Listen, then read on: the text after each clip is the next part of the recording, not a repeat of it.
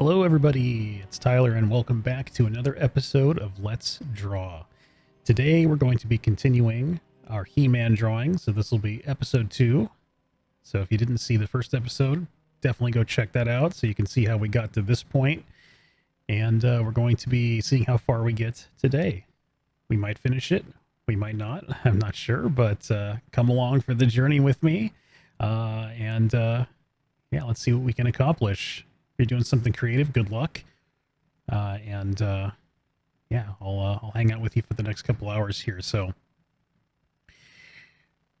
as a quick recap, last time we tried a little bit of a different strategy with this one, where we did a quick drawing, a quick sketch with line art, and then we blocked in the shadows. And then we're going to today invert this in a way, right? We're gonna have the shadows disappear into the background, and then we'll just be bringing out those light shapes because we want to keep it in line with the look that we've been going for with the other couple pieces we've done for our Masters of the Universe series. So that's what we're going to look at today, and I'm going to see how that process goes. So there was a little bit of experimentation going on, and I'm excited to jump into this. So, all right, let's get in here. Remember to subscribe to the channel if you haven't already. Appreciate you guys.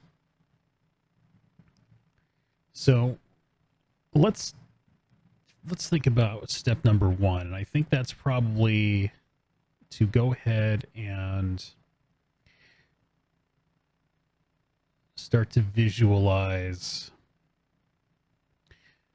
the final version of this.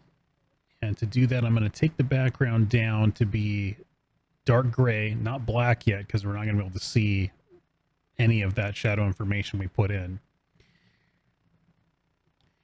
And then I'm going to use the inverse selection of those shadows to start painting in some of those white areas. That's the theory. Let's try it and see how that goes.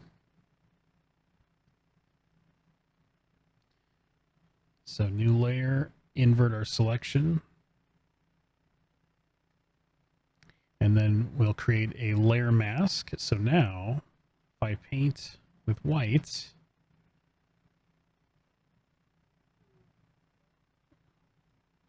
you will see that we cannot touch any of the shadow areas. It is now the forbidden zone. But you can see that we can paint in the background if we want to. So yeah, this will be just a little bit of sort of training wheels in a way for our initial pass on the highlights. So, let's see, I'm just kind of looking over at Skeletor and Evelyn to just kind of remind myself of the vibes that we got going on. And, okay. Sure, let's see what we can do here.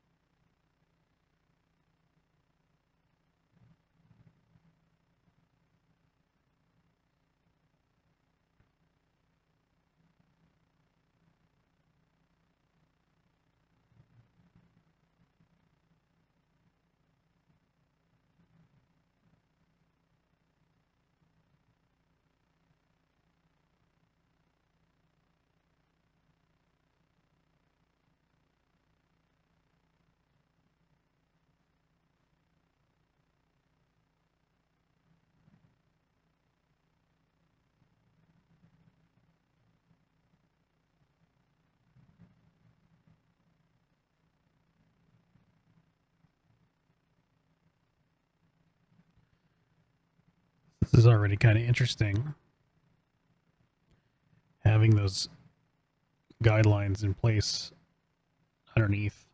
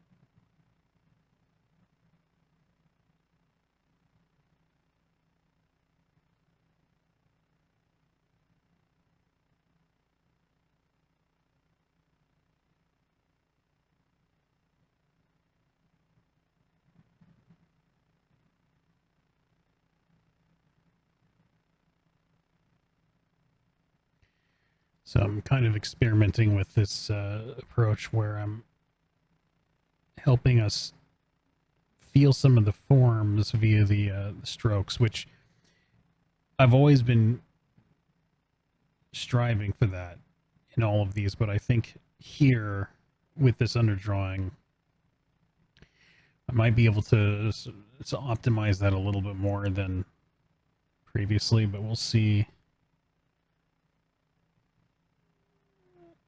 how distracting this is. It may just be that we want these shapes to be simpler overall.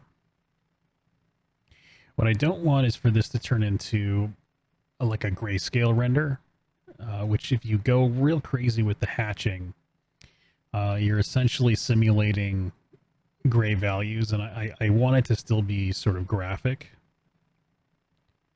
So we kind of have to find the balance that we're okay with. And I don't yet know what that balance is.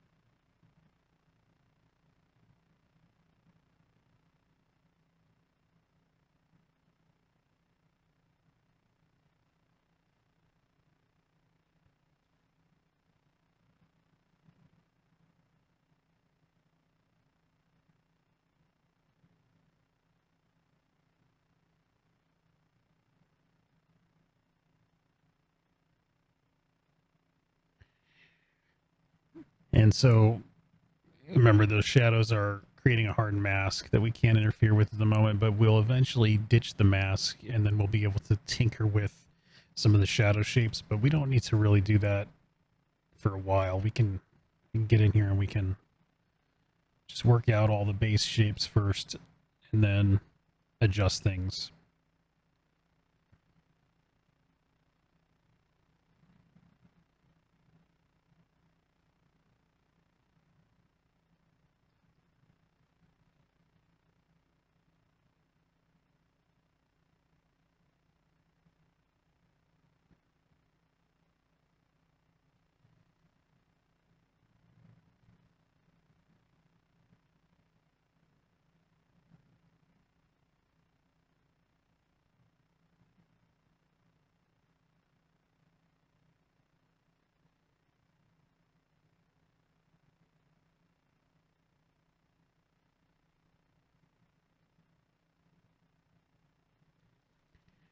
We can maybe have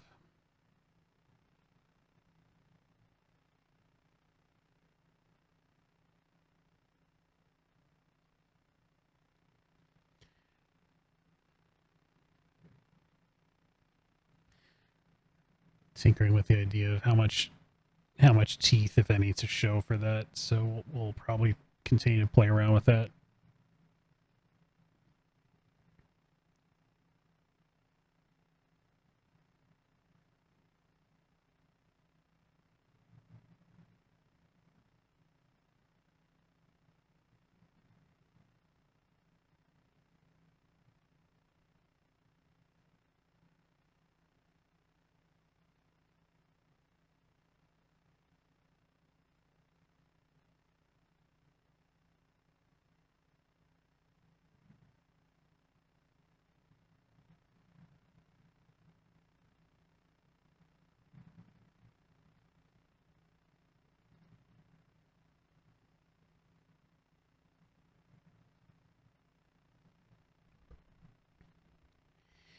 Hey, Tom, how's it going? Yes, this is He-Man we're working on.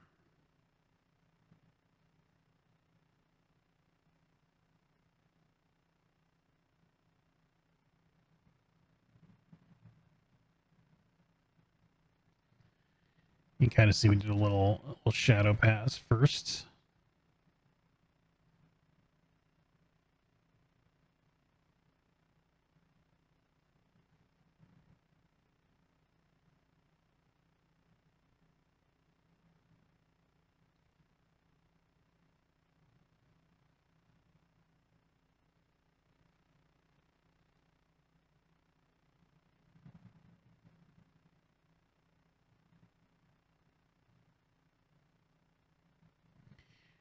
Thinking I'm gonna maybe brighten up a little bit of the face here.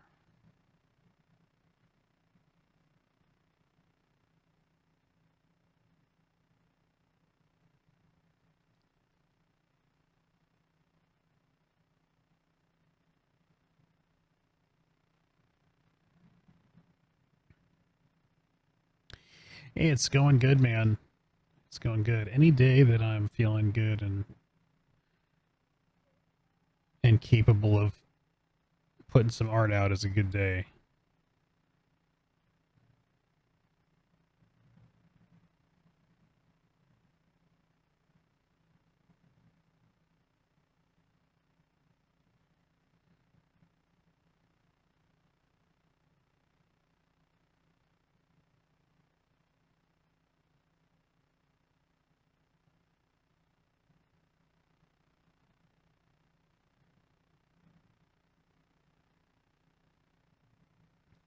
So, there's a world where it's like we just sort of like fill these shapes with white, right? I could do that if I wanted to, but and we may do that. We may fill some of them in if we zoom out and we realize, there's just too much information in some of these areas, then I think we can do that, but I kind of want to give myself an opportunity here to be a little bit sort of micro oriented about the way that I'm hatching and introducing some of these forms. It's kind of an engraver's approach, right? Like if you have ever looked at the artwork on U.S. currency, and I'm assuming other currencies as well, where they do this very kind of elaborate, ornate engraving sort of look. There's a little bit of that mentality that can go into this. Actually, I want to do, let's see, I want to actually go, trying to think about how I want to do these strokes.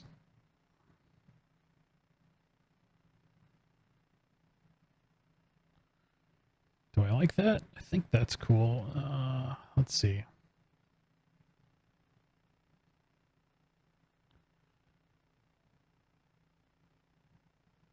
I don't mind if these are like a little bit loose, because again, I think we're going to kind of paint over some of this, but yeah, let's see.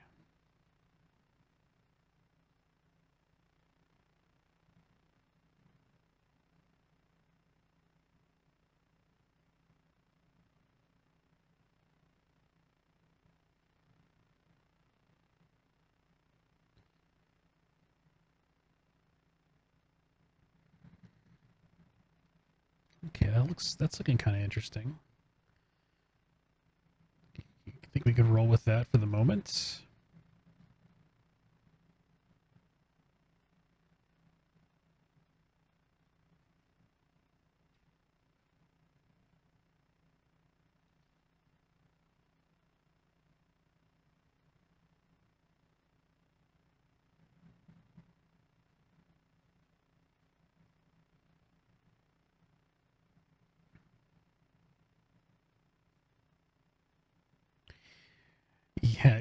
Yeah, it is.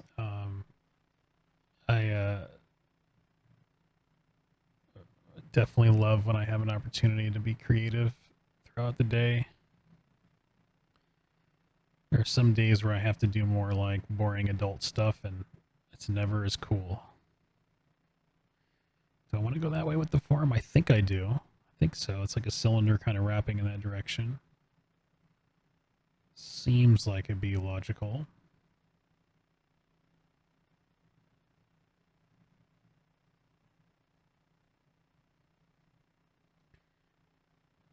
think about maybe trying something like that. Now we don't have any rails on our outer silhouette, if you remember, so I have to just be a little cautious, or I have to come in and erase if I go over. Actually, that's, yeah, that's fine.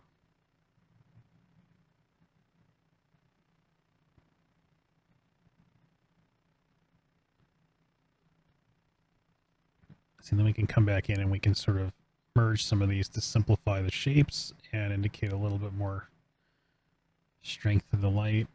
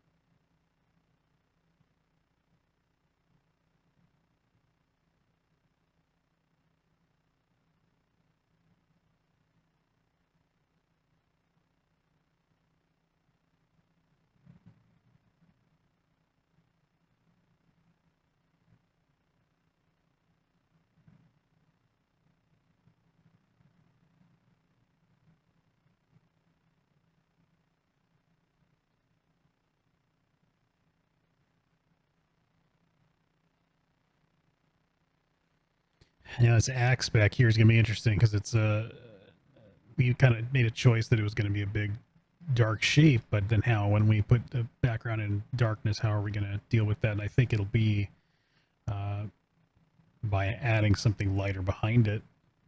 We know that we want to put Castle Grayskull back there, so I think that's going to work out good. But it might be one of the elements that we tackle a little bit later, maybe last, in terms of his details. Oops.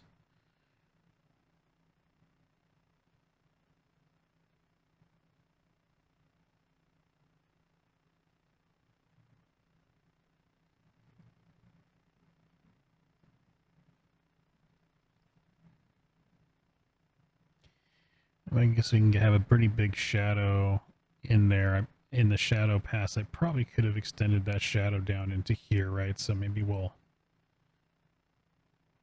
pick that light up there.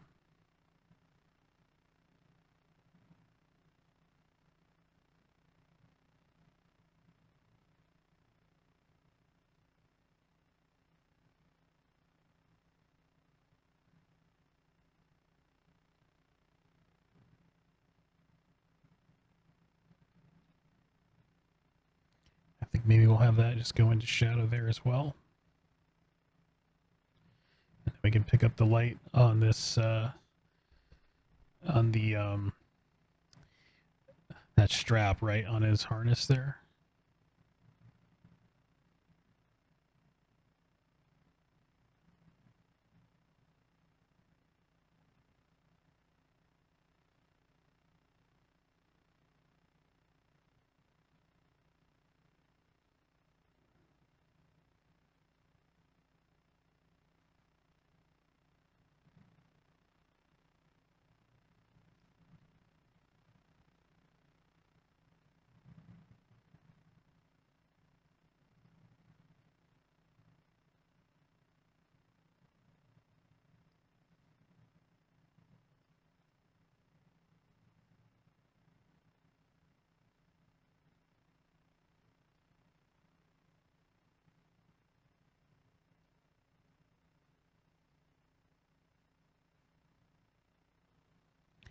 I guess I can put a little bit of highlight information on another layer if I wanted to kind of indicate a little bit more detail, right?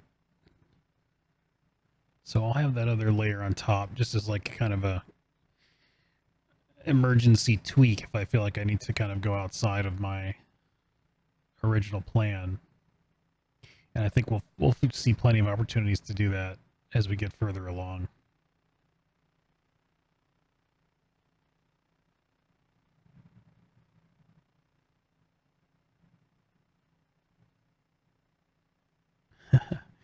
Something kind of cool about that. Yeah, I did one project in college that was a scratchboard project, and I hated it. But I think it's a combination of the fact that I was a much uh, newer artist, and also I think the subject matter. I can't even remember what we did, but the subject matter was not nearly as interesting. So I think a combination of those things made the project not so great. And if you've worked with real scratchboard, it's definitely less forgiving than the way we're doing it here. So I'm sure that was a factor as well. But traditional media is like a great training ground because it's a lot less forgiving in many ways. And so if you practice on paper and then you go into digital, it'll kind of feel like everything goes a little bit smoother, which is nice.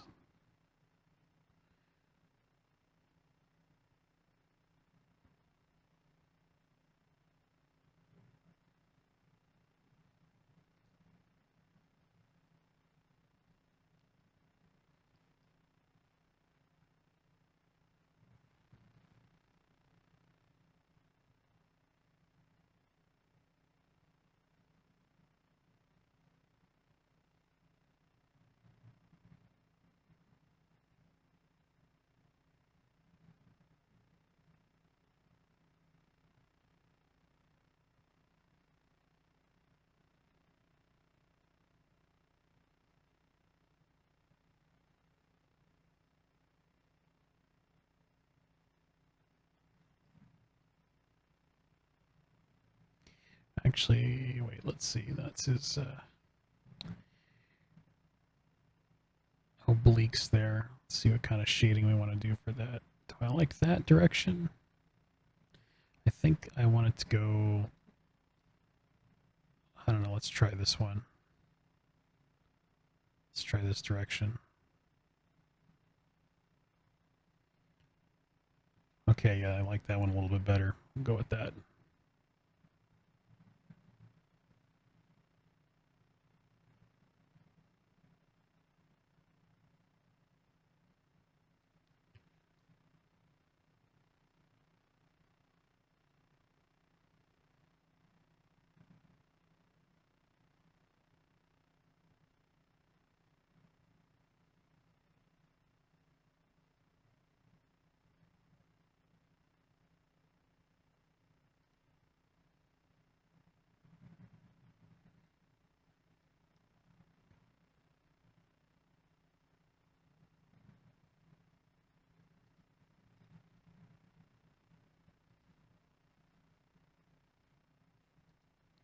I think I want to make this symbol a little shinier.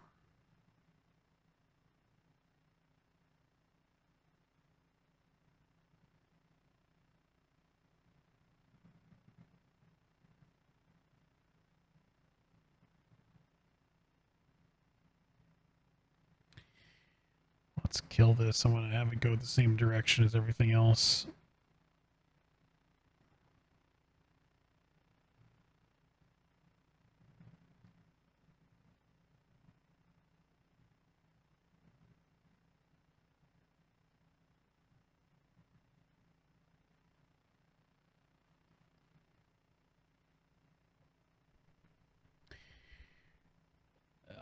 Yep, yeah, we got Battle Cat hanging out behind He-Man here. That was our quote-unquote stretch goal in the first episode, and we just kind of went for it, and I'm glad we did because I was thinking actually about how today, hopefully, we're going to get to adding that accent color in, and for He-Man, we'll go with red. That's I think the natural choice here.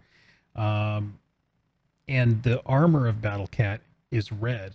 And so I think it's going to act like an awesome little framing device behind him, not just because the shape of the cat, but also because of the color of the armor on the cat. So that had a sort of unintended benefit to the image. I wasn't thinking about that color when I put him in. So we'll see. Hopefully that's as cool looking as I think it might be.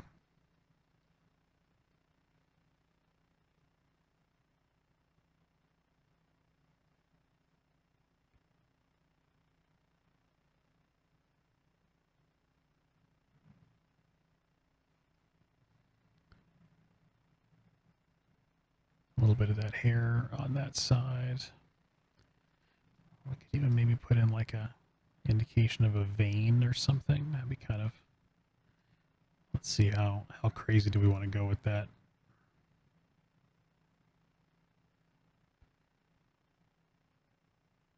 Just do a little suggestion there. Do we have any Nippopolis in here? Do we have any indication of that, or is that just like too? Maybe we'll just have a little. We'll have a little shadow there, a little blip. I don't want it to be distracting, right? Like it's a very subtle form, so we'll just go with something just like a very subtle suggestion. Let's go ahead and head over to this hand here.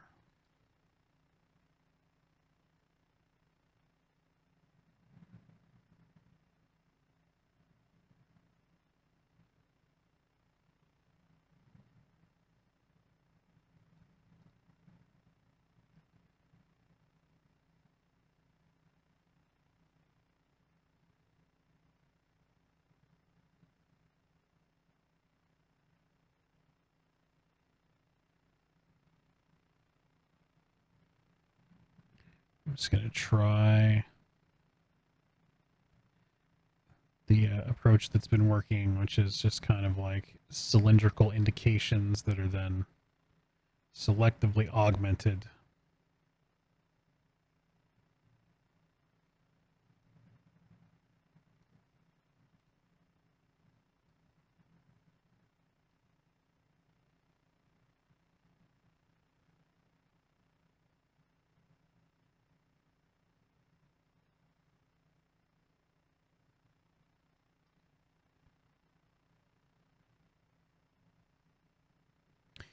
But you know, you got to be careful about being too distracting with these marks.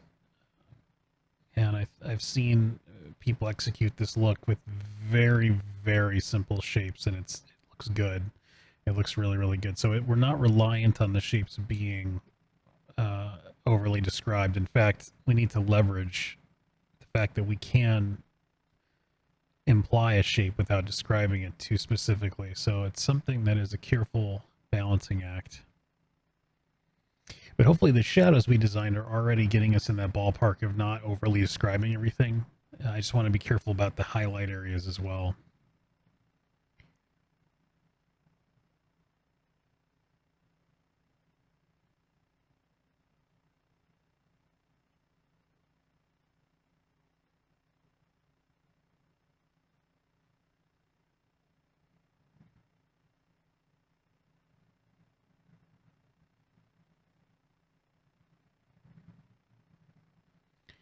Get some fun little alternating marks there for that handle.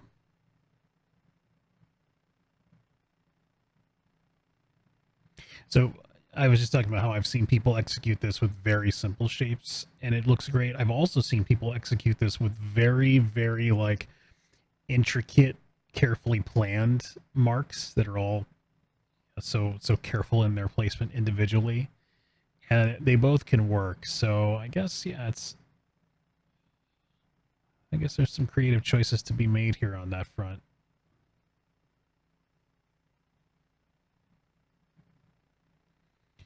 And along the way, maybe we'll just kind of discover some of our own tactics for dealing with this.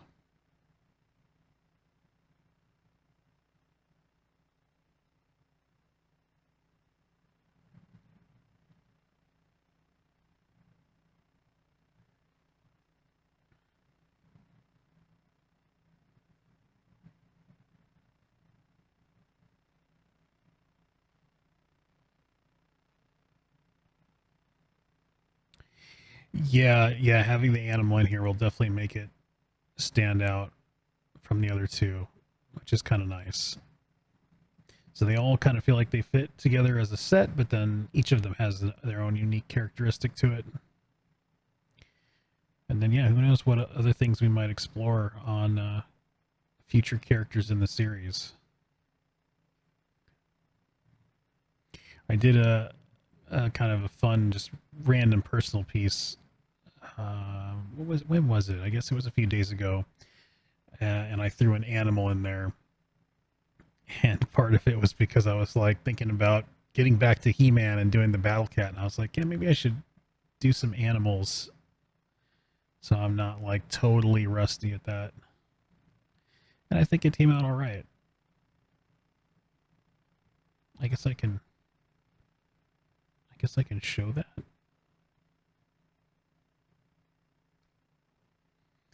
So this was the image I did the other day. So you can see I did the animal. Whoops! I did the animal in the background.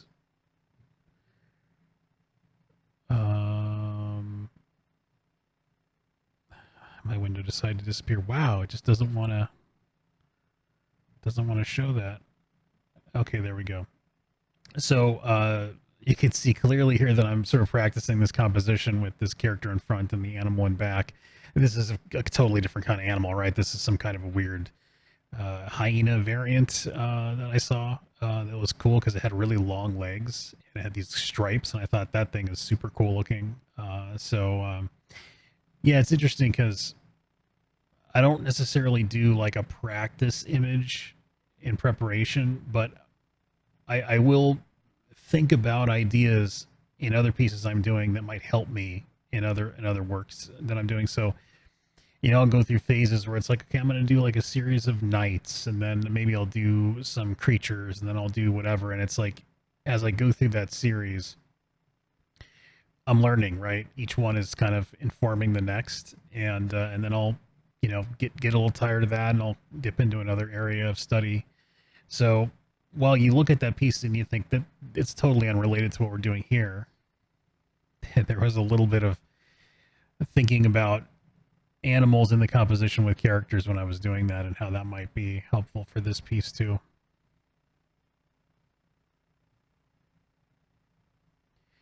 And that piece is obviously like a different style than this one. That's just a kind of standard way that I do a regular type of drawing. Which you saw a little bit of that when we did the block in for He-Man, but we just did a very loose sketch for He-Man. We didn't get into like a final sort of line pass.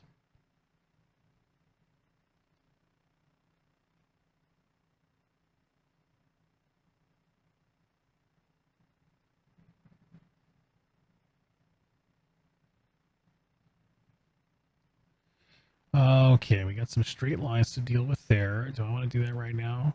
Nope. We'll get back to that. I mean, I'll use it. I'll use a tool. I got to switch my brush, and I don't know. I just feel like I'll just kind of keep working with this brush for the moment.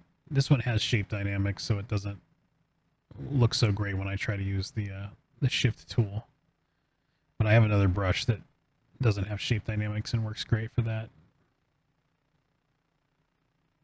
Do I want that to be as bright over there? Probably not. We'll back off on that a little bit. Oh wait, let's see if we can keep the rhythm. I need to think about this side versus that side, right? I think we need to be more in line with what's going on with the strategy we had for the anatomy on the left side there. And now we can augment the brightness.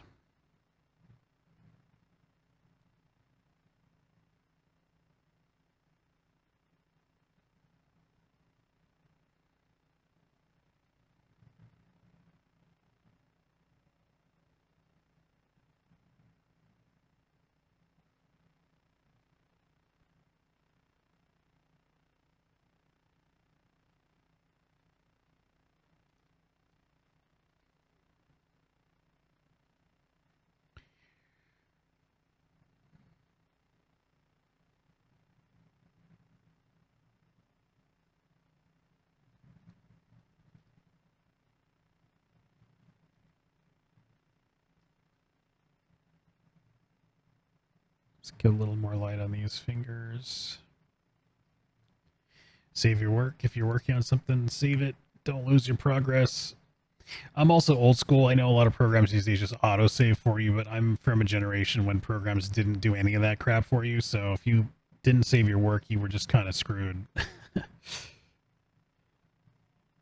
I remember I worked for years doing 3D character art in Unreal, and you know the full pipeline, ZBrush, and all that, baking normals, all that kind of stuff. And there was a period where I was experimenting using Mudbox, and because I don't know, I liked the interface of Mudbox.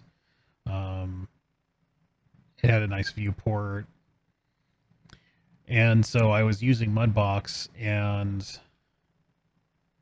at some point I was playing with some of the viewport settings, and I enabled a setting. I think it was like subsurface scattering or something in the viewport. I turned it on, program hard shut down on me. I was right in the middle of a very work intensive character sculpt for a AAA game, and it corrupted the file.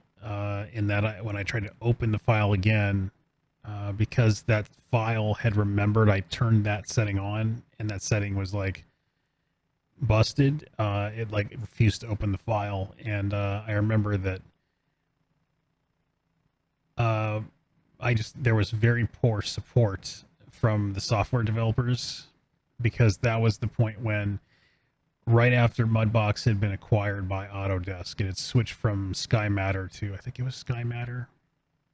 Whoever originally created Mudbox, right, switched from them to Autodesk, and then the support for it just went right in the toilet, and they provided no help to me. So I had to go back, and I had to resculpt like 3 days worth of work. It was really, really bad. Anyway, the moral of the story is, be careful about experimenting with software and save different versions, because you never know what's going to happen. Again, I think the software is better these days, but back then it was brutal. And that was the last thing I ever did in Mudbox. I switched over to ZBrush officially at that point. Yeah, tragic. I don't think anybody uses that program much anymore. Autodesk bought it to bury it. Good job, Autodesk. I don't use any of their products anymore either. At least not on like my personal stuff. If I had to do it for a professional reason, like a studio uses it, that's fine. I'm definitely like knowledgeable and familiar with those programs. I used them for years, but for personal stuff, I just use Blender because it's free and it's awesome. So if you guys watching have never learned 3D and you're curious about getting into 3D, just go with Blender. It's taking over. Like it's, you know, I know that some studios are very trapped in a workflow with older software because they've maybe built tools around it, right? They've trained people up on it. Maybe it's integrated. They have some like proprietary tools developed for those softwares. But if you're an indie, or yeah, you're like a student or something, like it, Blender is the way to go. I actually don't want to be putting highlight here, right? That's actually, if this is it a gem? Where's my, I got a picture of He-Man around here somewhere from the cartoon. Oh yeah, it's metal. Okay, we're fine. I was thinking maybe it was a gem, but it's not. It's just a metal dome, so we're good. Because if it was glass, right, we would have a specular reflection sitting on top of a dark. We would be seeing through it, right? And then we wouldn't want to have a huge highlight, but that's not the case. So that's good. You don't trust autosave? Yeah. Yeah, I don't. It's just been burned too much. And I think Photoshop has one too, but that one I haven't quite figured out how that works, because sometimes I open the program after it crashes and the content pops back up. It like remembers where I was, and other times I open it and nothing reopens. So that again, I don't trust the autosave. I never do. You've seen quite a few bigger studios open up and allow Blender in their production. Last year, he worked on a AAA co-dev project where the entire 3D team worked in Blender. Hey, that's awesome to hear. I really hope that that is a trend that continues because it's a great tool and there's so many awesome plugins for Blender as well. Like it's just got crazy community support.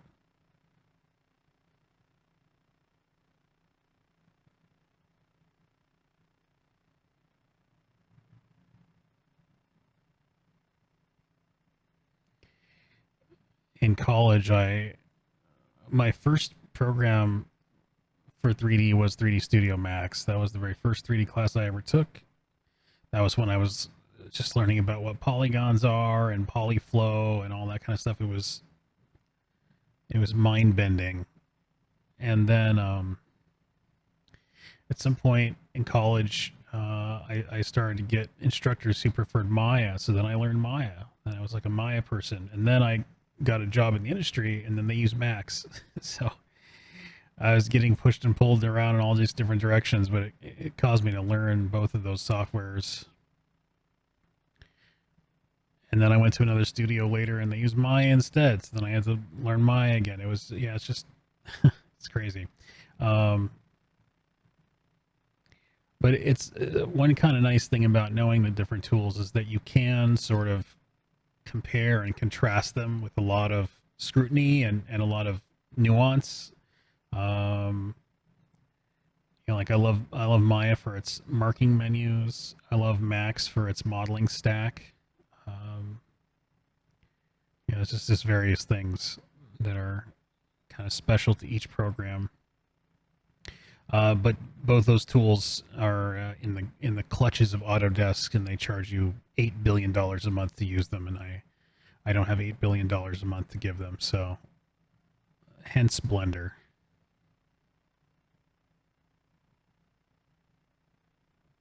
I guess I want to suggest some shape here, even though that's probably shadowy. I'm going to go a little heavier with this corner. Oh, actually, we kind of suggested a little bit of a bevel there. I wasn't really okay. Sure, let's roll with that. That's kind of interesting. Should we go straight with this one? Yeah. See, this is when you alternate the mark making. You can be in the same gray range, the same implied gray tone, but you can suggest form changes. We talked about this a little bit in the first Skeletor episode, I think it was, or maybe the second one when we did the rocks that he was standing on, where we looked at alternating angles. It's really really cool, and you kind of want to try to min max that if you can, but I don't know. Here doing art live, I think it's a little hard to min max, but we're doing our best. We're giving it a good solid effort.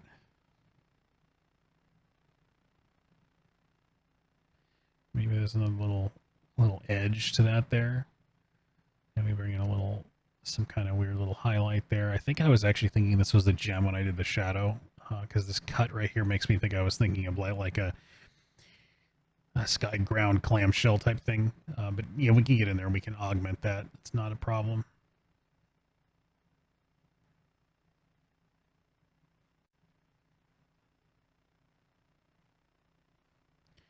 I feel like this is just distracting me, the way that we shaded that form. I think I'm just going to go for more of just a regular full wrap on that. There's a little bit of weirdness there. Okay, let's experiment with this arm over here.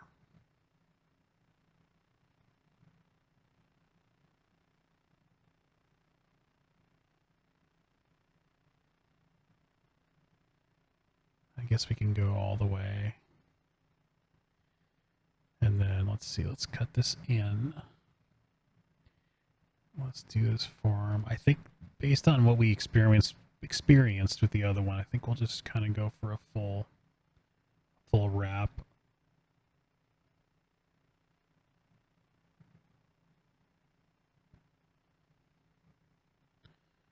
Maybe I'll give a little more shadow on this side. Maybe we'll bring in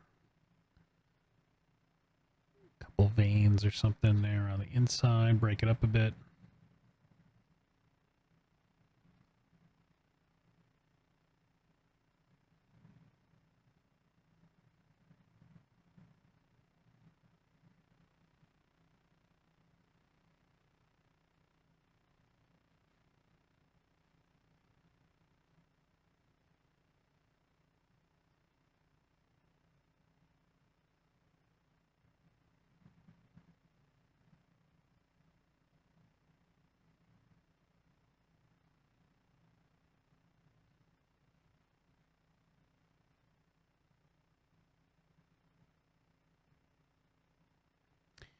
So if we, let's see something real quick. Okay, so that's kind of like what we're working with at the moment. If you look at the kind of preview of that, it's kind of interesting, right? So we're getting there. Let's get the, yeah, let's continue with this arm over here. And I think I had, where's the line for that? Oh yeah, there's a line right here. Whoops. Go back to my white layer.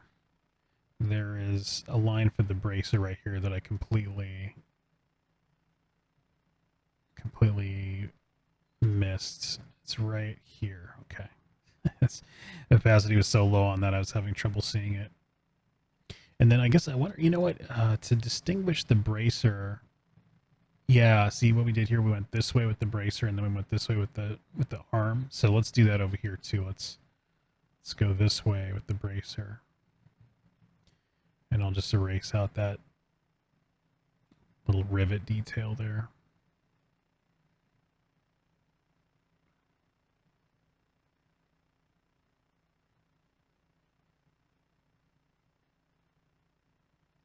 And then I don't know that I can tell exactly what I was doing there. I think I got a little loose with that section.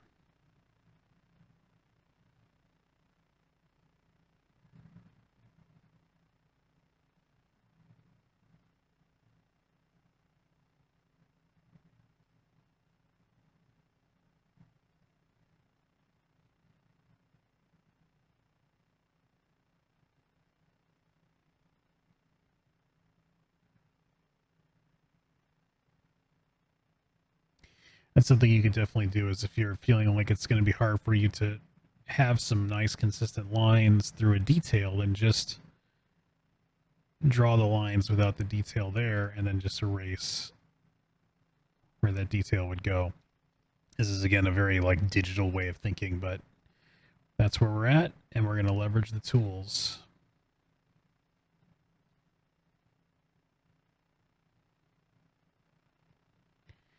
Now what I'd like to do is I'd like to try and get some value separation between this segment, and obviously this back segment's in shadow, but I think it's, so we want to get a value difference here. I think it's that this side wants to be full brightness based on our lighting position. And then this side wants to be, or this digit, or this segment rather, wants to be a little darker. Now, how much darker, though, is the question. I think it could be fairly subtle.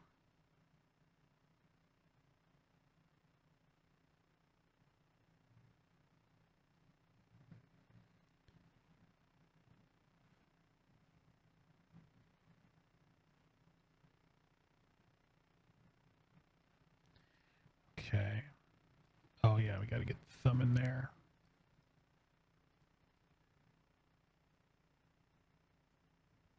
Let's get this, I guess it'll all be fairly bright the way that it's facing.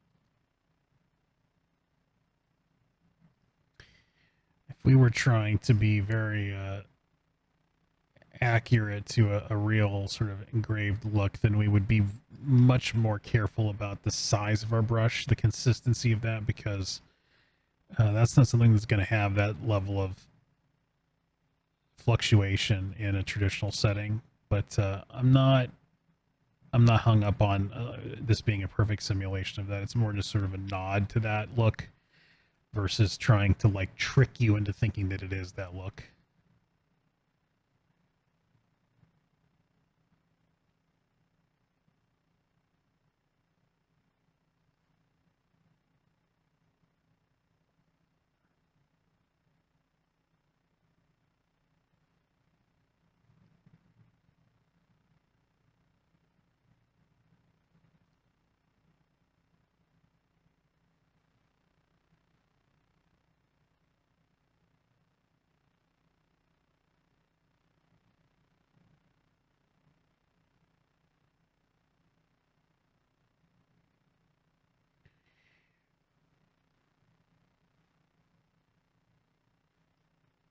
I gotta think about how we want to deal with this shield situation here. Well, I guess the first thing we can do is we can get the edge highlighted. I have a feeling we're going to be tinkering with this shape a little bit later on. Like, I think I want to kind of add maybe some shape detail to it. Because it's very simple right now. We just kind of did like the most basic little kind of round buckler type shape. And I don't know that I'm okay with that. I think it wants to be a little bit more.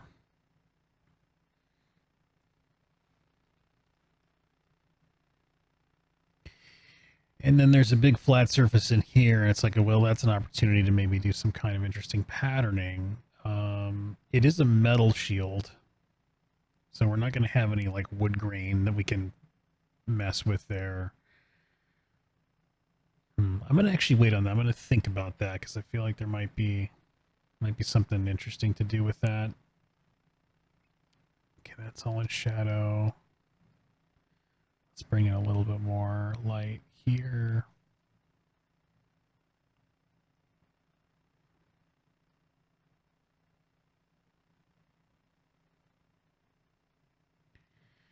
Okay, and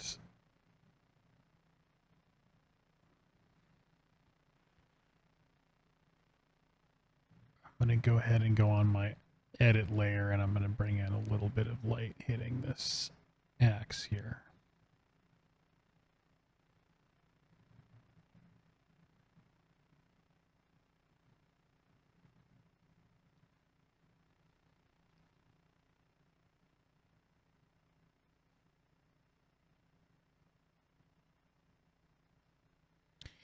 And I think we're going to end up having a rim light hitting this side anyway, because that's been kind of a consistent thing we've been trying to do with each of these images, is to have a little bit of that nice 2-point lighting going on. Well, like 3-point, I guess, right, with the fill coming in from wherever. But yeah, so that's something we will add, which will help us understand these shapes over here a little bit better. But that'll be later. Let's get the main light worked out first.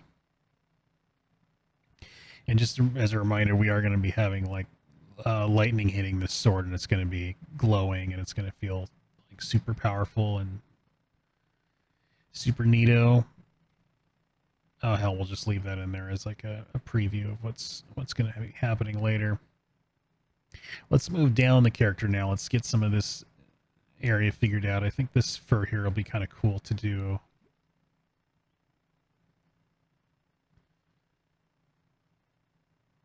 Get some cool, like, little subtle texture stuff going on. Hey, Jared, thanks, man. Appreciate it. We are making some progress here. That's all that matters. Progress is being made. But yeah, glad you're digging it so far.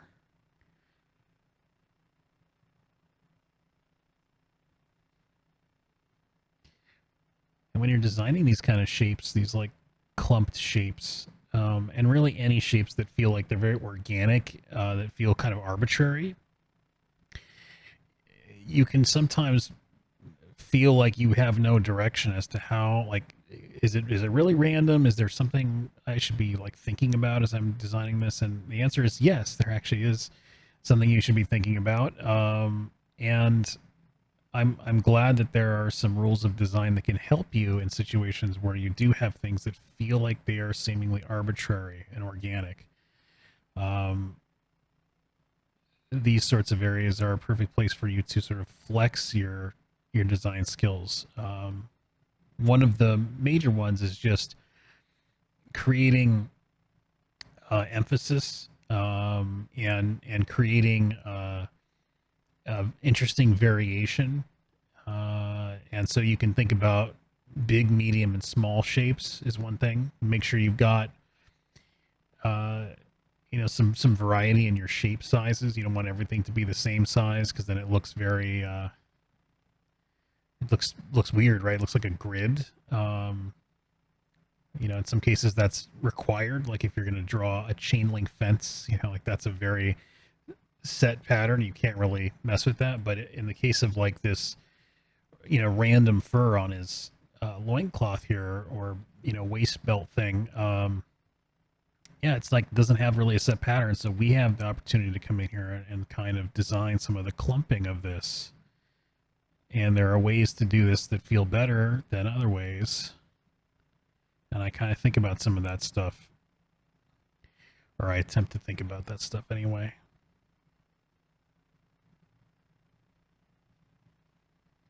And you might zoom out and you might reevaluate some of those choices. Like you may, well, I'll just say removing detail is just as powerful as adding detail. So you may realize like you just put too much into it. And you might combine some shapes together to make it just an easier read on the eye.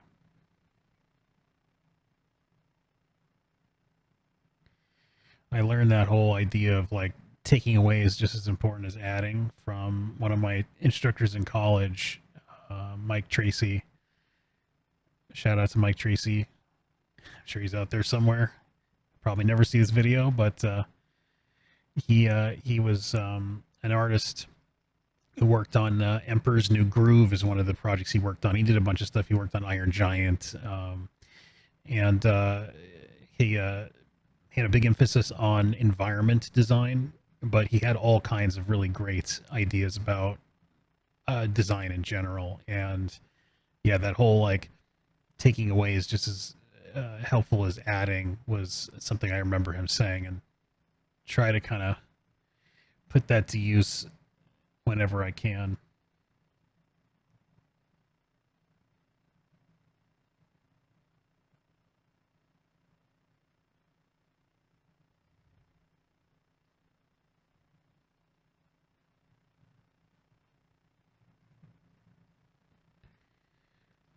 All right, we got some epic fur going on. So he's not freezing.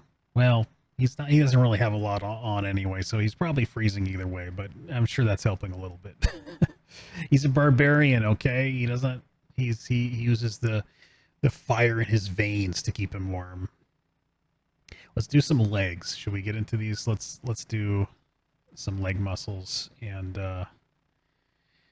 this is one where I feel like it's going to be easy to like over define this, and we got to be a bit careful. I'm just thinking, do I want to start with like more detail? Do I want to go with less and then kind of carve in? Let's see where like a basic sort of cylindrical pass on this will take us. I'm not worried about overdraw here. I'm just going to erase that. But I want to kind of just see if I like the general sort of direction of these strokes. And then we can play with like individual muscle definition in a moment. Because it's here, it's in the drawing. You can see we've got it. It's just a matter of how do I want to kind of indicate form direction here. Do I like that? I think that is going to work okay because just so you guys can follow my logic here, I'm always thinking about what is the base form, what is the direction of the base form, and how can we use the strokes to help us identify the angle. So for this upper leg, I'm thinking about the fact that it's a cylinder coming at us, right? Like subtly towards us. It's not like coming straight at us, but right, it has a forward tilt to it. So we want to kind of help the viewer feel that kind of contour of the cylinder. And if our strokes wrapping do that, it kind of helps, right? And we don't always have to do this, but it's something that I'm always going to kind of lean toward initially, versus if we did the strokes this way, right? And I think, this is another thing where, doing it in this kind of way with these multiple passes might allow us to be a little more optimal about how we're making these choices. But let's see what we can do with this. And we've got a muscle there. Okay, so I think I have proof of concept that direction works. So we'll stick with that, and then let's go ahead and we'll bring in this big muscle here.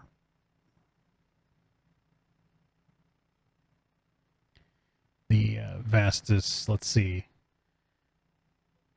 lateralis. Yeah, lateralis on the outer side. Takes me a second to like calibrate my brain to Latin muscle terminology. And then on the inside we got the vastus medialis.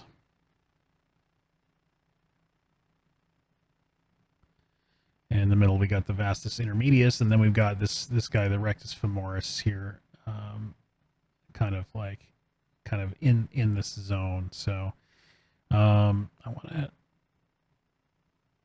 want to be careful though about how overly defined this is. I don't want it to look too distracting. So I think we'll kind of block it in, and then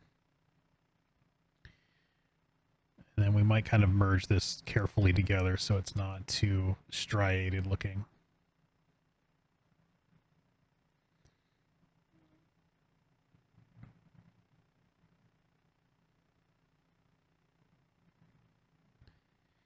It's the only thing having Latin in school helped you with. Oh yeah, you hated it back then, but you appreciate it. It was still painful though. Oh, I bet. Yeah, I never took Latin. My only familiarity with it is just through learning anatomical terms. But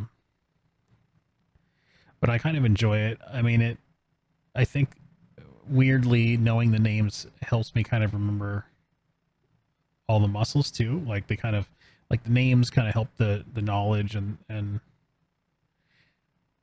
yeah, I don't know. There's something to that. And I have fun with it. I don't remember all the names. I remember all the major names. You'd have to consult someone who's an expert at, well, somebody who like is specifically a figure drawing instructor, right? They tend to be really, really good at knowing all the names because they have to talk about them and reference them all the time. But I'm not specifically a figure drawing instructor, so I know enough to just be dangerous.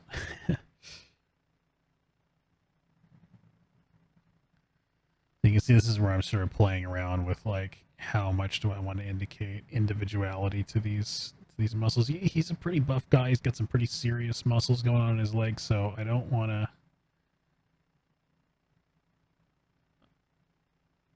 lose an opportunity to make them look muscular, but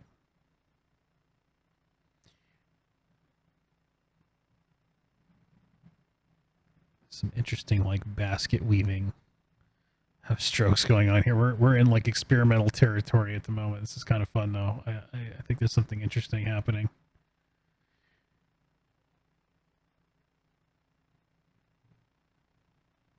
Let's see, we get a little bit of curvature there. Again, we need to make sure that we're thinking about that big shape. It's a big cylinder curving away from the light. We don't want to lose that. What I do want to do is get this plane here lit between as it emerges into the knee mass.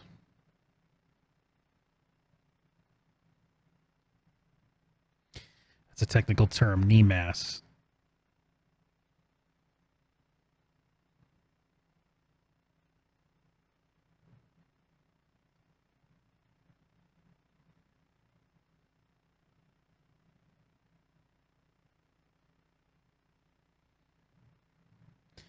I'm a big fan of like really going heavy on the shadow on the bottom plane of that knee as it turns away as the knee bends.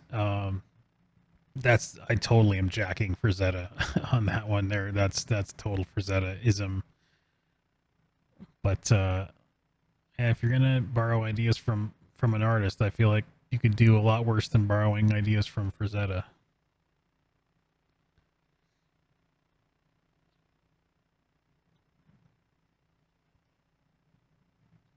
So, you know, here again, maybe we just want to go a little bit brighter.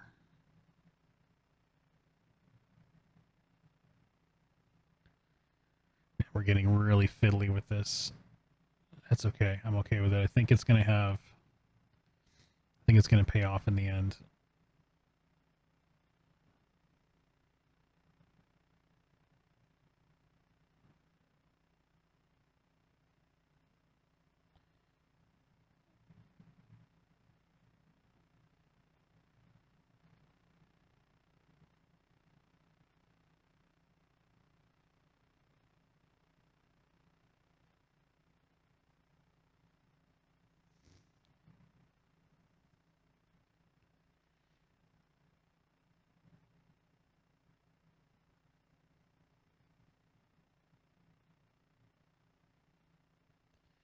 If you merge that shape a little bit there. Okay, so yeah, see, I guess as we go, we get a little more confident about just merging some shapes together to kind of connect them a bit.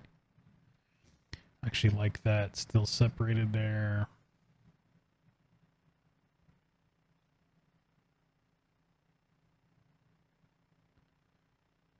More highlight there.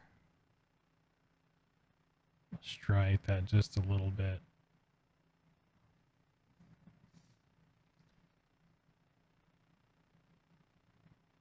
Okay, and then let's continue that shape a bit. Okay, cool. Yeah, I feel like there's definitely some aspects to that I'm digging.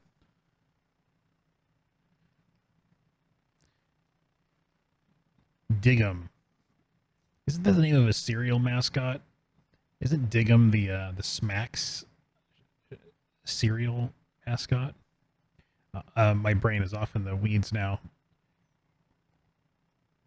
That's not uncommon though.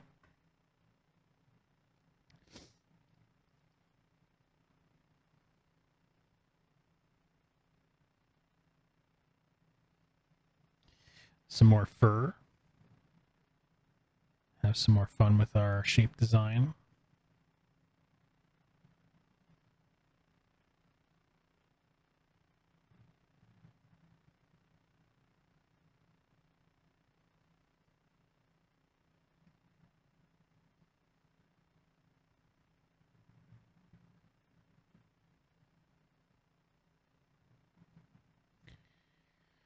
Okay, so that's us figuring out the shapes. Now I can kind of merge some stuff together and brightening things selectively.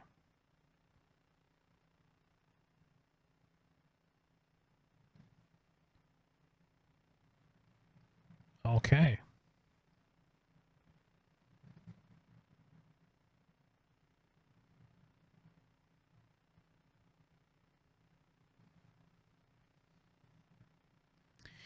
Yeah, I feel like the shadow shapes here are just not, they're making his arm feel a little thin.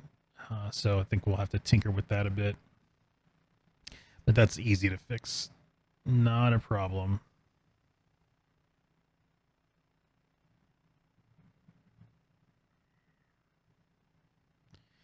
And now here we've got some like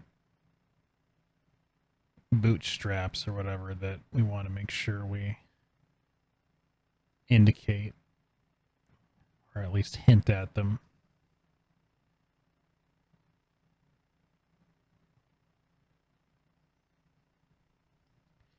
I like that. alternate angle we have on this one is cool.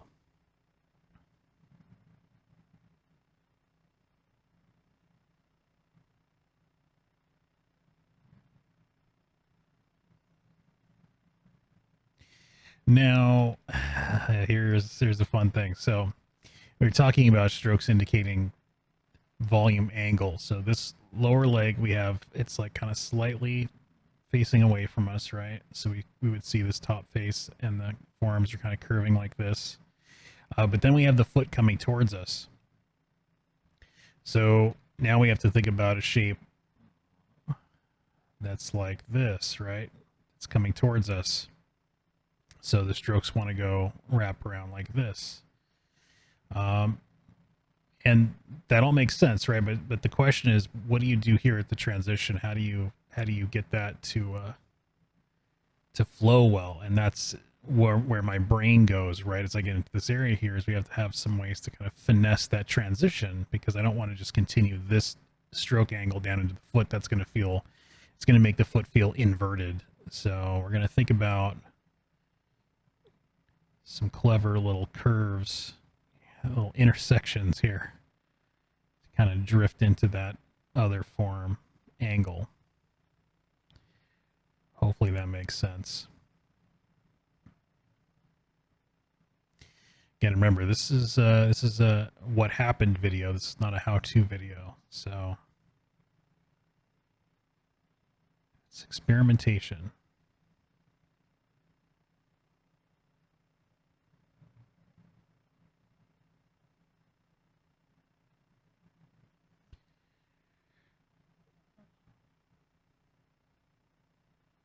And then we decided to give him like a steel toe to his boot, which I still like that choice. So we're going to stick with that. And that might mean we want to go a little sort of shinier with that front.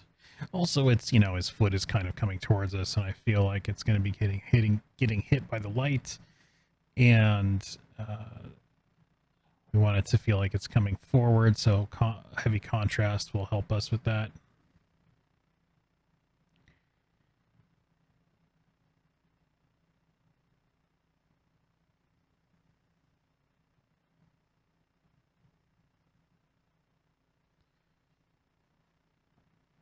Okay, let's get some of that fading.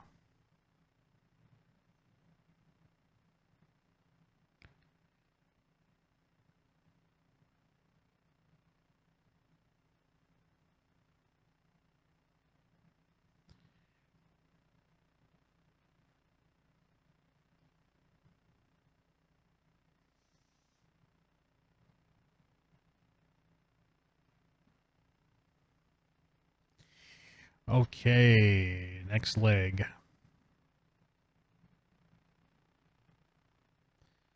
So what I'm noticing is that I think the process here is to, how's the stroke size? I guess we're going to augment this a lot, so I'll just kind of block it in. The process is sort of like to go in and maybe like over define a little bit, and then kind of fuse forms. That process seems to be working okay. Actually, I'm just going to kind of make all the adductors kind of grouped up here. I could get in there and like get in here and get the I guess I could give a little bit of definition to some of this stuff here. And I don't want it to feel like sinewy. I think if he was like a zombie or like a, you know, like undead creature or something, we could get real gnarly with this, but he should look like he's got normal people skin.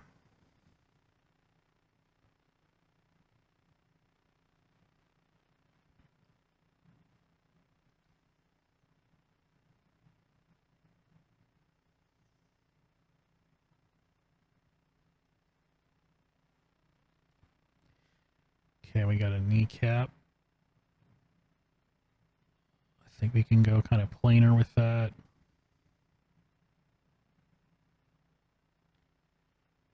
Kind of hook that around. Let's make that end cap a little bit more prominent there. The other thing you'll notice, and you'll hear other artists talk about this, is like anatomy. If it's tricky for you, just try and think about muscles as being like football shapes. It sounds weird, but like a lot of muscles are like these elongated footballs. It's just kind of a it's a good organic choice that tends to feel it sort of works with the logic of a muscle, right? Where you have like a sort of a two ends that connect, and then a sort of like a unit of strength in the middle that kind of like tenses up and pulls on the ends. That just kind of creates a football like situation. So that's one thing you could definitely think about. If your muscles are all looking a little bit weird, it might be because you're making them overly complex in their shape. I do see students struggle with this, which is that their muscles sometimes do some weird stuff, like they're the kind of overly complex in shape, and just think about maybe simplifying it a little bit.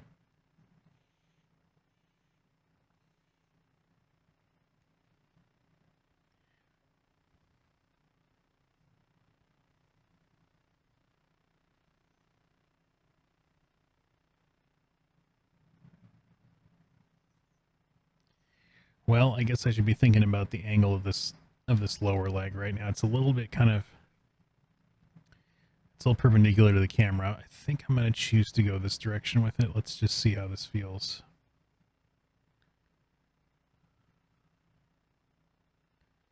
I think I'll kind of connect that in there like that.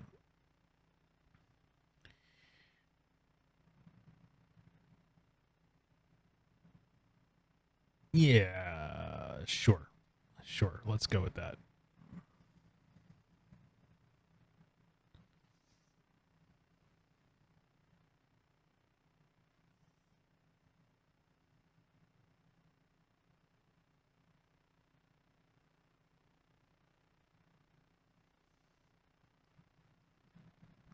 More fur.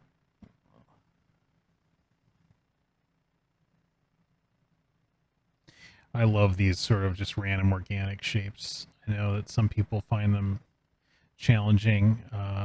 Funny enough, I actually see a lot of students struggle with drawing, painting, designing rocks, which is, I mean, I get it. I'm not saying like it's easy, but I love rocks. I feel like there's such an awesome opportunity to like practice your design skills. Like, how do you arrange a pile of rocks in a beautiful way, right? Like, how do you create a nice a big one, and then like a medium one, and then there's like a tiny little guy, rule of thirds, right? And then like big, medium, small, and then like planarize. Think about lighting, 3/4 lit, 1/4 shadow, right? Like just like arrange, just doing a picture where you try to arrange a pile of rocks and design them in a pleasing way is actually an awesome exercise you can do. Just see, can you make a pile of rocks look great? Or does it look terrible? And then it's like, well, if it looks terrible, then you may actually be needing to brush up on some design knowledge. I don't think anybody watching this will ever actually challenge themselves to design a pile of rocks. But if you do, credit to you, because it is weirdly helpful.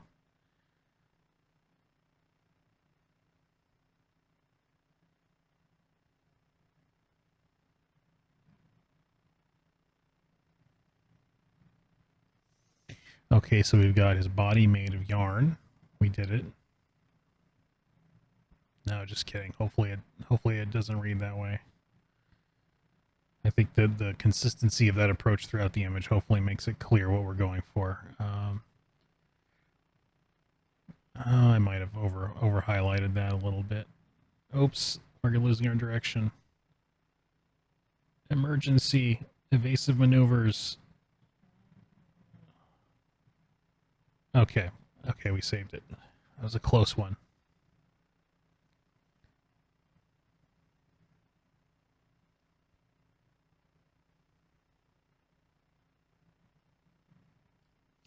You guys ever feel that way when you're drawing like a human face? And it's like you got it kind of loosely in, and you're like, yeah, okay, cool. I think that's working. And then you try to get in and define a little bit more, and it's like, oh my god, Pull the ripcord. Abandon ship.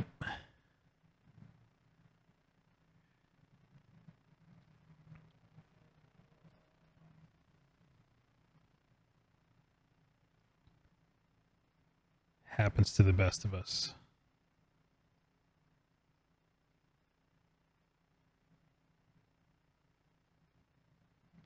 Should I be... I don't know if I should be going that defined with these shapes. Let's try again. Let's try again. It's digital. We can try again. What do I want to say here? I guess... Let's see if we can just go a little bit simpler with this.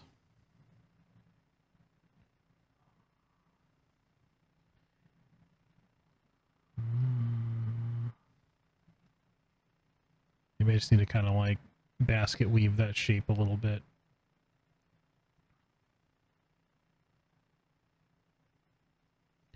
Whoops, that brush was way too big, wasn't it? Let's go a little smaller. And let's indicate some of the wraps a little bit clearer. And then let's get the... I guess I didn't really put the... Okay, we're going to have to probably tinker with this shoe a little bit. Boot, whatever it is. Yeah. Cast a shadow off this here. I might cut that a little bit smaller. Okay, yeah, we'll probably tinker with that a little bit after we get rid of our mask layer.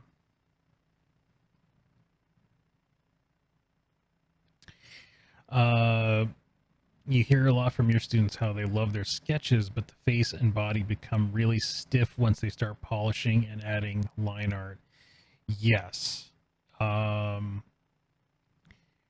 as you're adding details, it's funny because I think what we were talking about earlier is related, right? Where, you know, adding detail is not always better.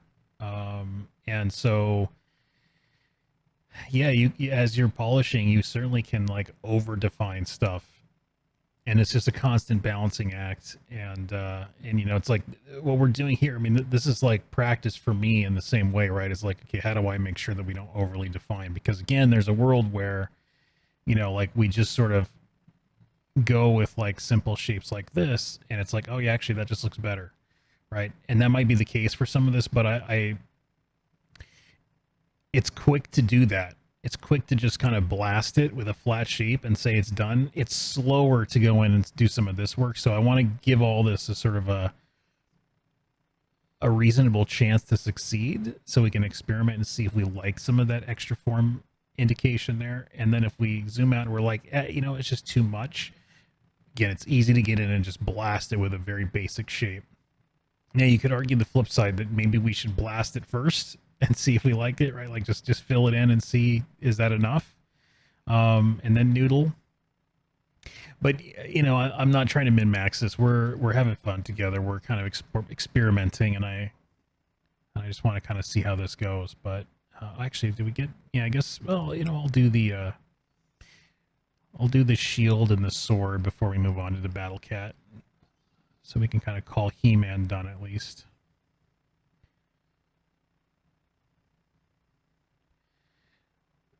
You know, this might be a 3-episode character, I think, is how it's looking. Just given the time we are taking on this, and knowing that we want to put the castle in the background, and we got to like kind of tinker with everything. Let's get a little bit of light on this edge of this axe here on this side.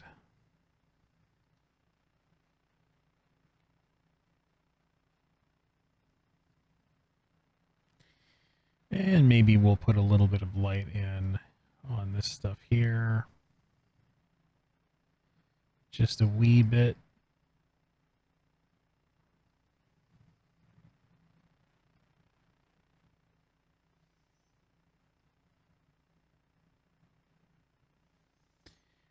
All right, sword time. Time to switch up my brush to the line brush. Make sure it's nice and thin. Let's kill the distracting lightning we had in place as a placeholder. And then I'm going to pop in a line here. And then I'm going to think about how I want to do this. So it's intended to look like it's sort of glowing. And so there's, I think, a world where this could just be a white shape, and it probably wants to be mostly white. So maybe in this case, we just fill it in with white, and then maybe we kind of like selectively erase to suggest some of the forms. Maybe we kind of just bring in a little bit of the bevel. So let's try that. Let's see how that works.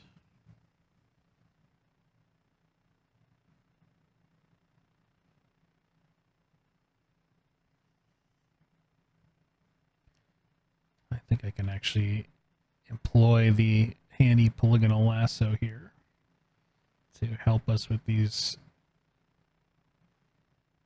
shapes. All right, we'll block that in. It's like, damn, that's bright. Yes, indeed, that's our light source, so we got to make sure it feels bright enough.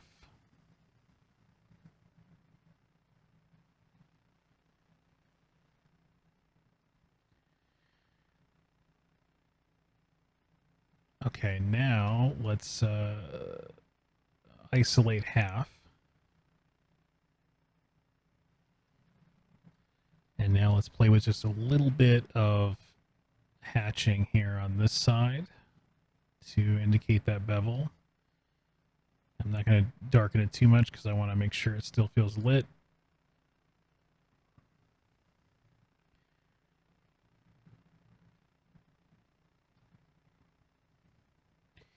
And in some ways, these lines can kind of indicate like a shiny, reflective quality to something too. So I think it has a bit of a dual benefit here.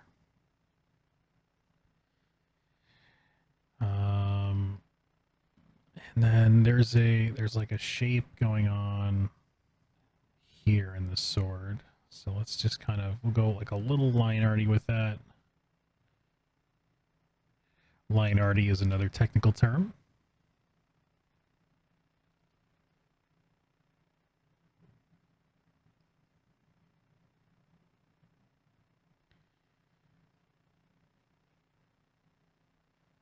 Okay, so there's his sword, and I'll add in some fancy light glares and things as we get a bit further along here. But I think that's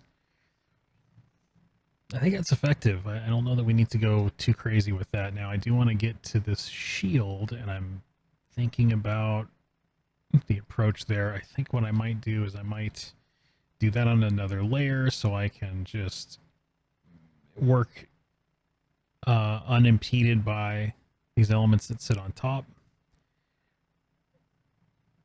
And let's just see how some diagonals work on this. Might be fine.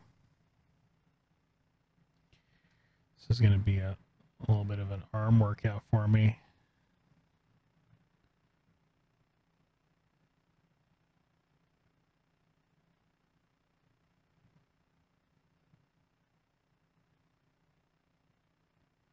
Try and build this up. Okay, and then let's get a little bit more light on this bottom section.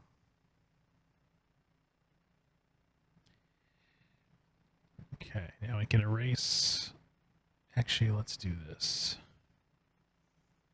Nope. Ooh. Okay, opacity down. I realized I created a little puzzle for myself.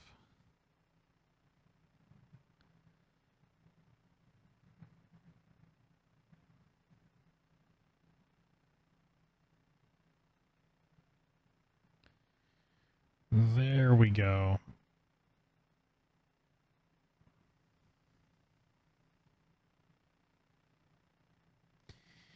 And now let's erase away this outer stuff. Whoops, not that. Okay.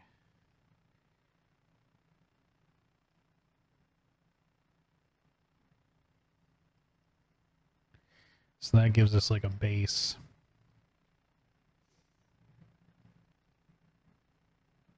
And now we can pull the opacity up. And we can kind of tinker with it a little bit. As I mentioned before, I might kind of make this outer shape a little more interesting. But I think as a base, it's a decent start.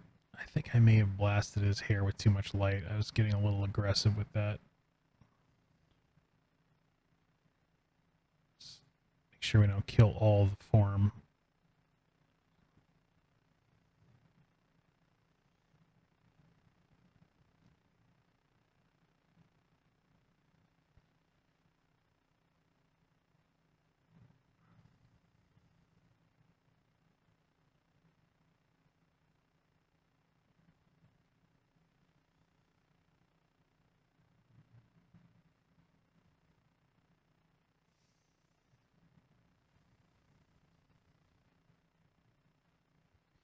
Okay, on to Battle Cat.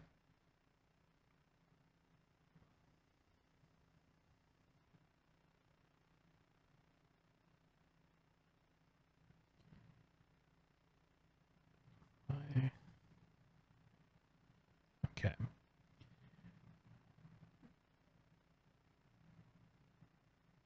trying to think about lighting again from basically above, right? The sword is right directly above the cat, so that is our guiding light, literally.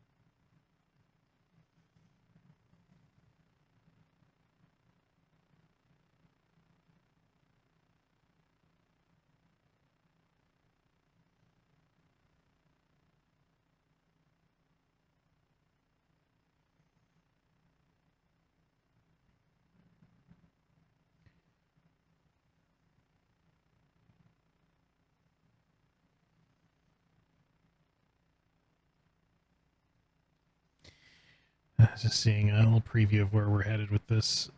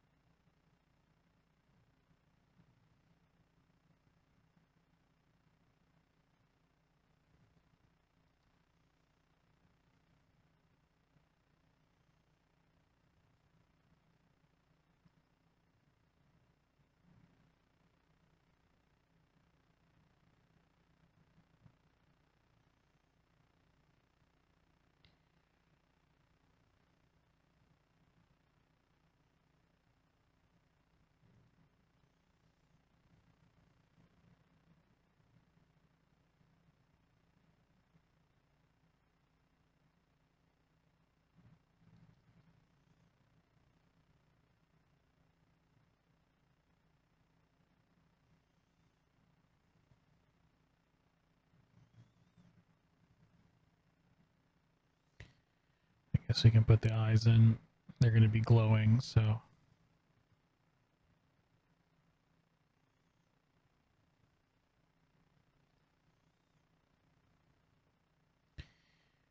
maybe we can put some kind of patterning on this armor here, right? Like some kind of ornate stuff going on. Doesn't have to be anything too particularly defined, but maybe there's something cool about that. Although, oh, I just realized I'm doing this on the wrong layer. How much did I do on this layer? Oh, I did a bunch. Oh no. Undo a million times. Actually, you know what I can do? I can just Choose this color. Is it? Yeah, let's just choose that color. Okay. It's all good. It's better the second time.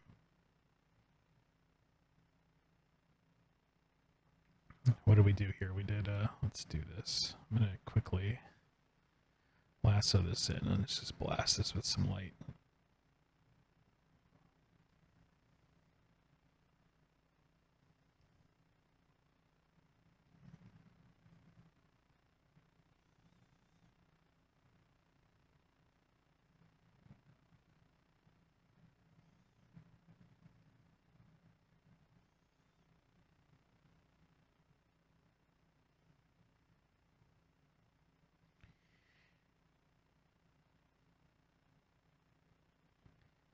So I think I actually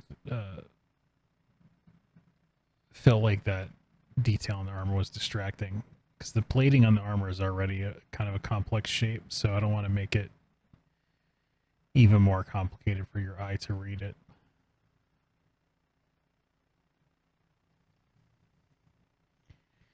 And then the question is like, okay, I guess I need to get some shadow from this casting down, but then there's light from the eyes, so there's a couple kind of tricky aspects going on in here.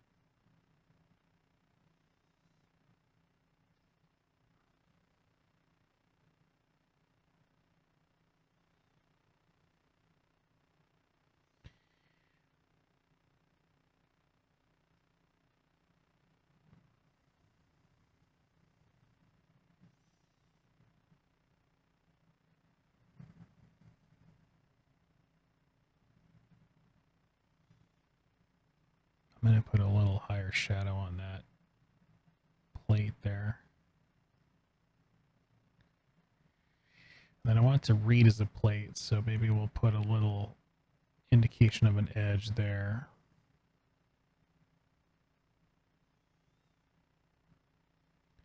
And maybe there's like some little rivet details on the side. Maybe there's more rivets on here. I just want to make sure it reads like it's armor and not just like his head that's like blocky or polygonal, right?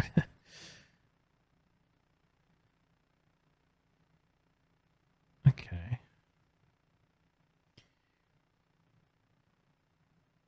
Put a rivet there. A rivet there.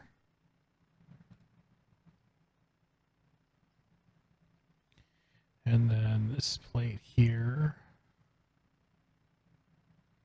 Give this a little bit of light.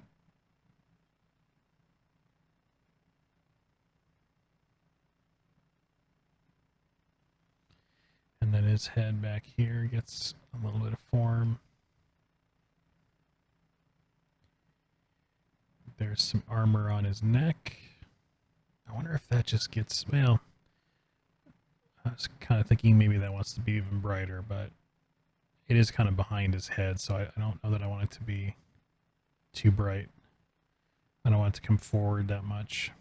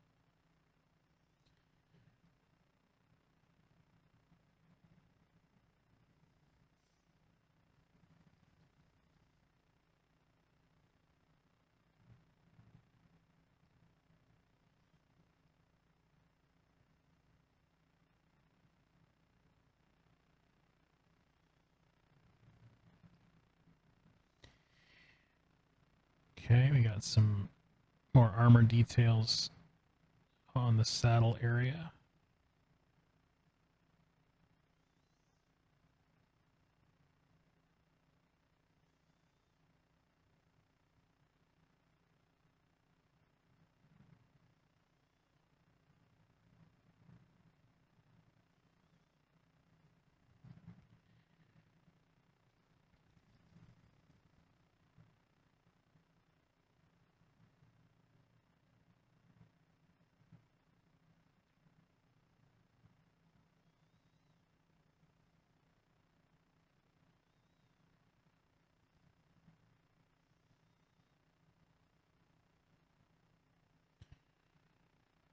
And then maybe this wants to be a little brighter on this closer edge.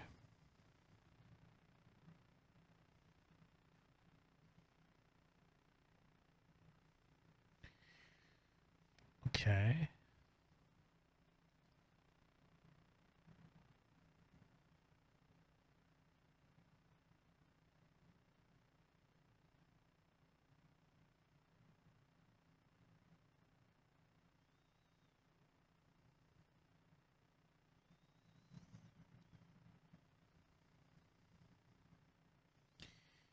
This is supposed to probably feel like its own plane here.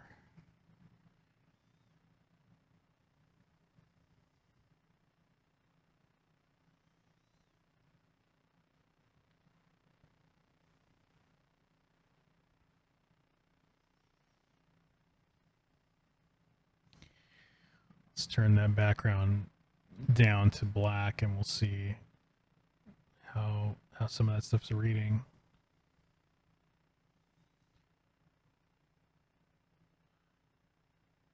Okay, yeah, I think there's definitely some cool things going on. I'm liking it overall so far.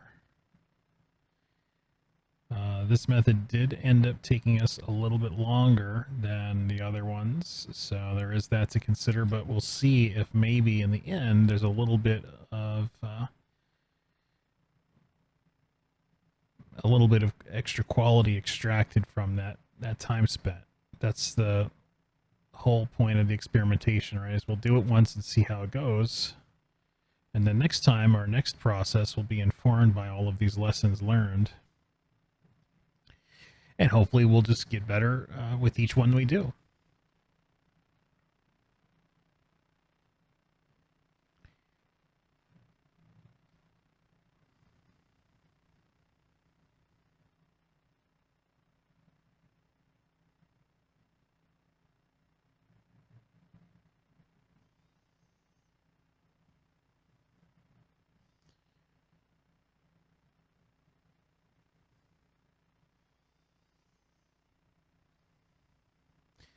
There's a little bit of a saddle detail there. I guess we can just go like this.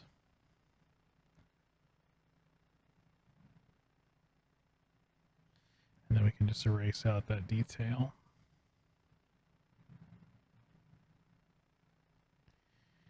And maybe just a little more brightness on this corner.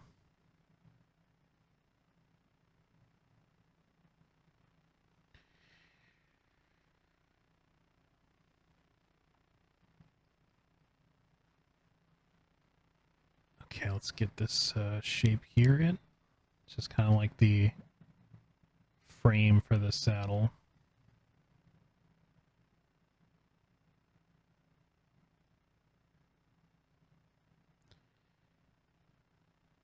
A little brighter on the top.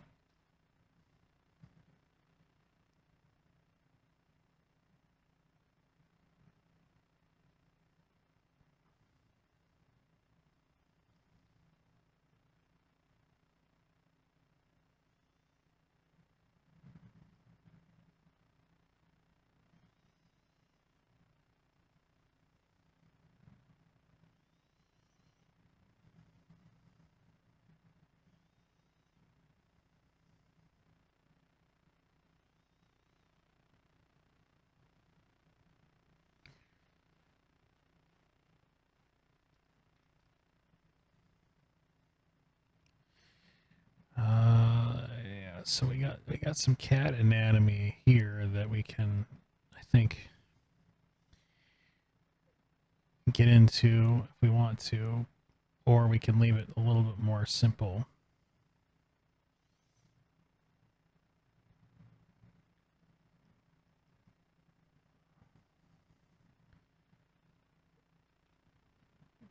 I think one of the things we want to make sure of is that we make a clear separation between the cat and He-Man. So they don't merge and become Catman.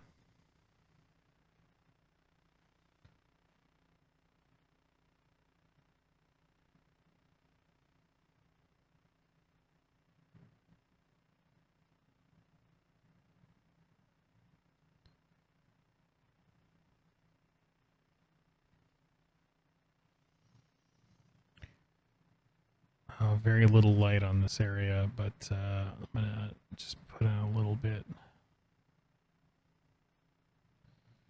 Questionable how much light would go there, but I think we want some.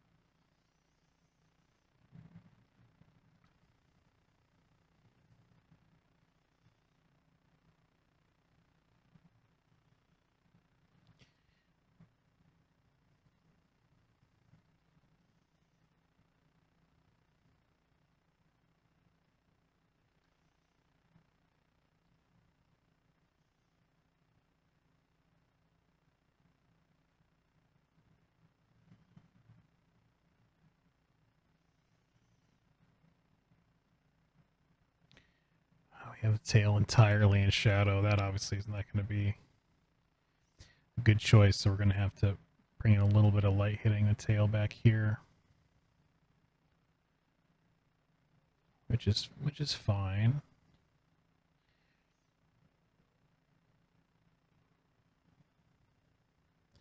And then we'll have that rim light hitting this side eventually as well, but not yet. We're almost there. We're getting close, guys. Stick with me. We're getting there. All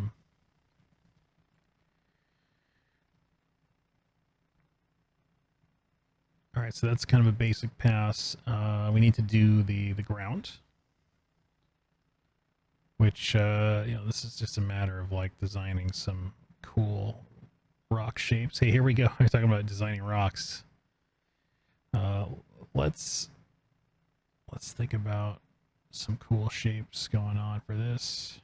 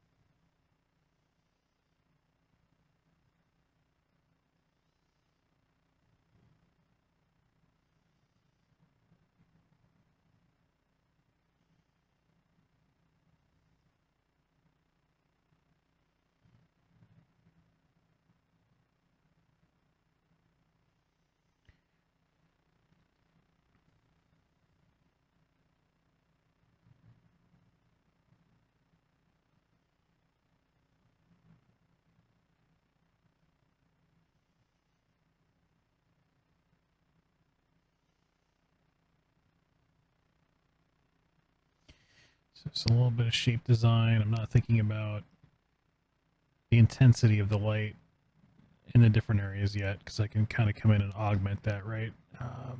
This is more just kind of blocking out some interesting shapes.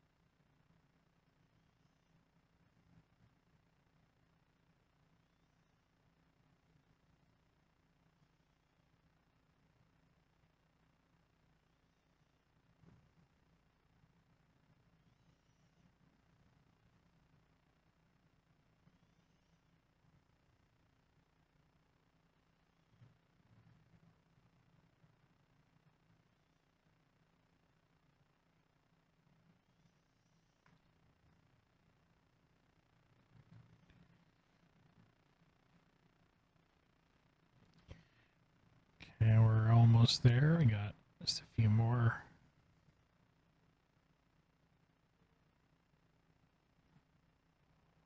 Little shapes to block in. Okay, so that's just a quick pass on the terrain, but I feel like that's a good, starting point, and we can come in here and we can, start to hit some of the top planes of this. Maybe have it catch the light a little bit more in certain places.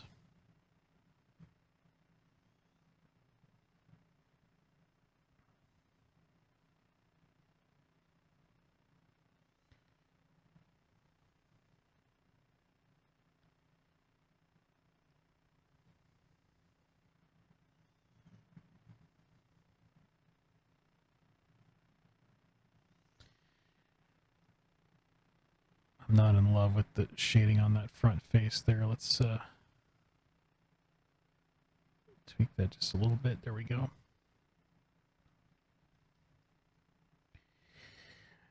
Looking sweet. Oh, thanks. Thank you. I definitely appreciate that. I think we made some good progress for this stream. I again, like, the goal was to try and make some really good progress, and I think we did. I wasn't hell-bent on finishing it this stream. I had a suspicion that this method might be a little bit longer, but I'm going to see if maybe we, in the end, kind of get some improvements to the results, or like that we enjoyed the process more too. Like, that's important, is to find a process that you enjoy, and it could just be that, like, giving it an extra stage just makes the whole process just feel a little, like, smoother. But we've got to add in the accent colors. We've got to add in some of those value variations, some of the local values. We can add in a little bit of light indication. We're going to put some cool effects on the sword for the lightning, and then we've got to, of course, put Castle Grayskull in the background, right? Like, we can't finish this image without Castle Grayskull. That would feel wrong. But I think we have a pretty good look at where this image is headed. I think it's starting to feel solidified. I can see it a lot more clearly in my head now. So yeah, I think that's probably going to do. I think it's a good stopping point here. Yeah, I think that the next phase is going to be a distinct one, right? We could probably dip into another phase of this image. So rather than kind of just only spend a few minutes working on that next phase, I think I'd rather just sort of nicely, cleanly segment it here. And then when we pick up next time, we can dive into that next phase for the image. Thanks for joining me, everybody. Tom, if you're still there, thanks for hanging out. Let's see. You can see him saying, "Come at me, Skeletor, bro." He definitely is saying that. Yep. He's saying, "I got this. I have the power of Grayskull," right? That's awesome. Well, I hope that's the vibe he's putting out, and I hope you guys enjoyed watching. So we'll catch you next time for episode 3, our first 3-episode Let's Draw for He-Man. I hope I see you then, and take care, everybody. Bye-bye.